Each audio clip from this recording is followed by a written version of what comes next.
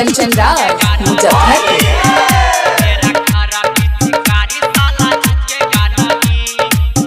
Recording by RR Music। होलिया में आई बेर रुकेगा नहीं, होलिया में आई बेर रुकेगा नहीं, मेरा खारा पिचकारी साला झुकेगा नहीं, खारा पिचकारी भौजी झुकेगा नहीं।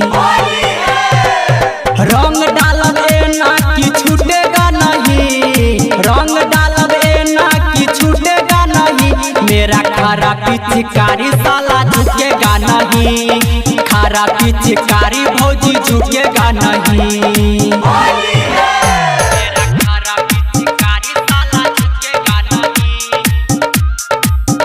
Recording by RR Music।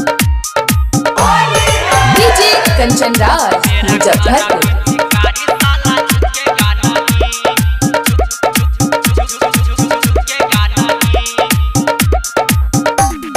होलिया में हुनर सिखाएंगे हम, लगे पिचकारी करोगी बम बम।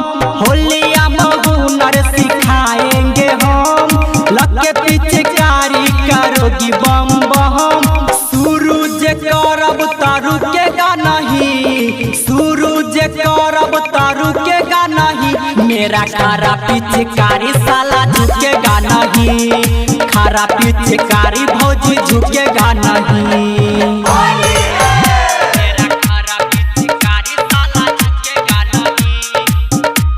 Recording by RR Music। DJ Kanchan Raj Muzaffarpur.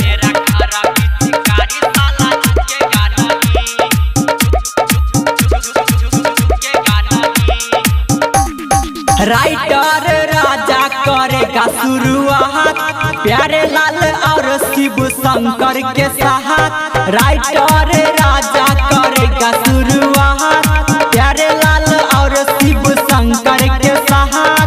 डाल के तजुर्बा छे दुखेगा नहीं, डाल के तजुर्बा छे दुखेगा नहीं, मेरा खारा पिचकारी साला झुकेगा नहीं, खारा पिचकारी भौजी झुकेगा नहीं, झुकेगा नहीं साला।